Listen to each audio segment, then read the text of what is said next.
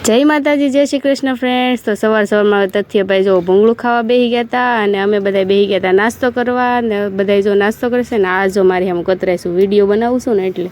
અને પછી એમાં તીથુભાઈ કોથમરી ખાવા માંડ્યા હતા। ભાઈ ગામમાં ગયા હતા તો કોબી નહીં દૂધી ને હરગો ને એવું બધું લાવ્યા હતા અને આમાં તીથુભાઈ બેસી ગયા કોથમરી ખાવા। એને કોથમરી બહુ ભાવે, છોટા મામાને એવાયો છે પણ કોથમરી ખાય છે।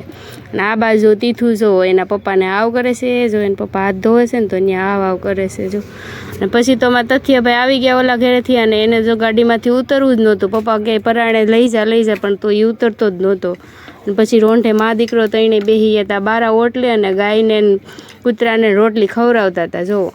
અને પછી તો હું તઈને બેઠા બેઠા રોટલીને એવું ખવડાવતા હતા ને આ બાજુ દયાફૂઈને બા બે જો હાડી બનાવતા હતા। ત્યાં તો થઈ ગયો સાંજનો ટાઈમ ને મેં રોટલીનું શાક વઘારી નાખ્યું અને મસ્ત મજાનું ગુવારનું શાક બનાવી નાખ્યું।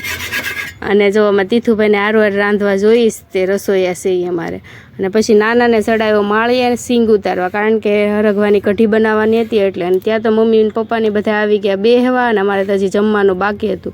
તો અમે જમી લેવીને મમ્મી પપ્પા બેહે ત્યાં સુધીમાં તમે લાઇક શેર અને સબસ્ક્રાઈબ કરી નાખો ને હા કમેન્ટ કરવાનું ભૂલતા નહીં। આવજો।